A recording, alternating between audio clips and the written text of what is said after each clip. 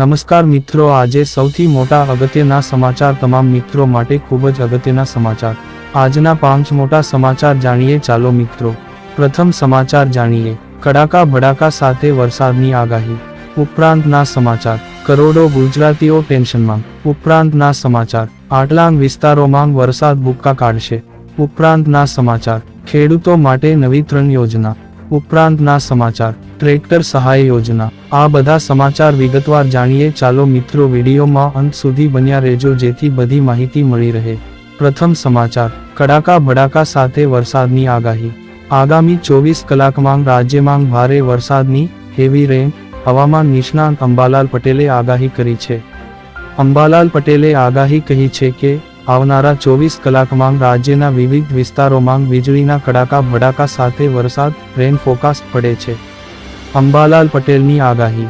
દક્ષિણ ગુજરાત, દક્ષિણ સૌરાષ્ટ્ર, મધ્ય ગુજરાત અને પંચમહાલના કેટલાક ભાગોમાં ગાજવીજ સાથે વરસાદની શક્યતા છે. પંચમહાલ વિસ્તારમાં વધુ પ્રમાણમાં વરસાદ પડવાની આગાહી છે.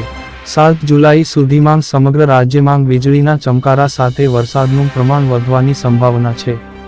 અમદાવાદ અને ગાંધીનગરમાં હળવાથી મધ્યમ વરસાદી ઝાપટાં પડી શકે છે. રથયાત્રાના દિવસે રાજ્યના કેટલાક શહેરોમાં છૂટાછવાયા વરસાદી છાંટા પડવાની શક્યતા છે.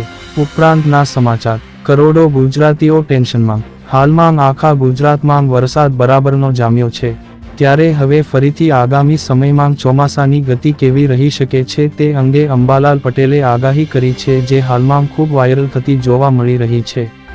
ચોમાસું પાછલા કેટલાક કલાકોમાં ધીમું પડ્યું છે, પરંતુ આગામી દિવસોમાં ફરી એકવાર ગતિ પકડી શકે એવું અનુમાન જોવામાં આવી રહ્યું છે.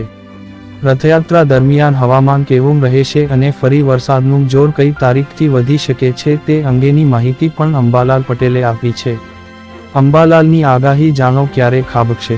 કરોડો ગુજરાતીઓ ટેન્શનમાં. પોતાની નવી આગાહીમાં અંબાલાલ પટેલે 7મી જુલાઈ માટે વરસાદની શક્યતાઓ વ્યક્ત કરી છે. અમદાવાદ સહિત મધ્ય ગુજરાતના ભાગોમાં વરસાદ ખાબકશે. આવામાં અમદાવાદમાં ભારેથી અતિભારે વરસાદની શક્યતાઓ પણ છે. ઉપરાંતના સમાચાર. આટલાંગ વિસ્તારોમાં વરસાદ ભૂક્કા કાઢશે. રાજ્યમાં છેલ્લા 4-5 દિવસથી ભારે વરસાદ પડી રહ્યો છે. તાજેતરમાં જ હવામાન વિભાગે વધુ એક મોટી આગાહી કરી છે, જે એ છે કે રાજ્યના 8મી વધુ જિલ્લાઓમાં આજે ભારેથી અતિભારે વરસાદ પડી શકે છે. તેમાં દક્ષિણ ગુજરાતથી લઈને સૌરાષ્ટ્ર કચ્છ સુધીના મોટાભાગના જિલ્લાઓનો સમાવેશ થાય છે. આગાહી બાદ સિસ્ટમ પણ એલર્ટ મોડમાં આવી ગઈ છે. આ સિવાય આગાહીકાર પરેશ ગોસ્વામીએ અરબી સમુદ્રમાંથી આવી રહેલી આફતને કારણે આ વિસ્તારોમાં 17 ઇંચ સુધી વરસાદની આગાહી કરી છે. ગુજરાતી કેલેન્ડરના જેઠ મહિનાની શરૂઆતથી આભા મંડળમાં ધીમે ધીમે વાદળો આવવા લાગે છે. ખેડૂતો અને પશુપાલકો, પશુ પક્ષીઓ વરસાદની રાહ જોઈ રહ્યા છે. જો કે આ વખતે કેરળમાં વરસાદ બંધ થઈ ચાલુ રહ્યો, અનેક જિલ્લાઓમાં વરસાદ પડી રહ્યો છે, જેના કારણે કેટલાક જિલ્લાઓમાં જળબંબાકારની સ્થિતિ જોવા મળી રહી છે. ઉપરાંતના સમાચાર. ખેડૂતો માટે નવી 3 યોજના. ગુજરાત સરકારની વિવિધ ખેડૂત હિતલક્ષી યોજનાઓનો લાભ ખેડૂતોને મળી શકે તે માટે કૃષિ વિભાગ દ્વારા કાર્યરત આઈ ખેડૂત પોર્ટલ આગામી 18મી જૂનથી 7 દિવસ સુધી ખુલ્લું મુકાશે. આઈ ખેડૂત પોર્ટલ પર સ્માર્ટફોન, પાક સંગ્રહ સ્ટ્રક્ચર અને પાણીના ટાંકાના બાંધકામ પર સહાય યોજના માટે ઓનલાઈન અરજીઓ કરી શકાશે. આગામી 18 જૂન 2024ના રોજ સવારે 10:30 વાગ્યા કલાકથી 7 દિવસ માટે આઈ ખેડૂત પોર્ટલ અરજી કરી શકાશે. ખેડૂતોને ખેતીવાડી ખાતાની વિવિધ સહાય યોજનાઓનો લાભ ઘરાંગણે આસાનીથી મળી રહેશે. www.ikhedut.gujarat.gov.in પોર્ટલ તૈયાર કરવામાં આવેલ છે.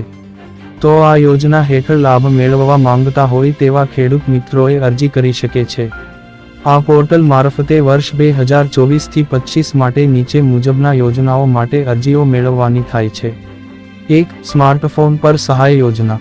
2. પાક સંગ્રહ સ્ટ્રક્ચર યોજના.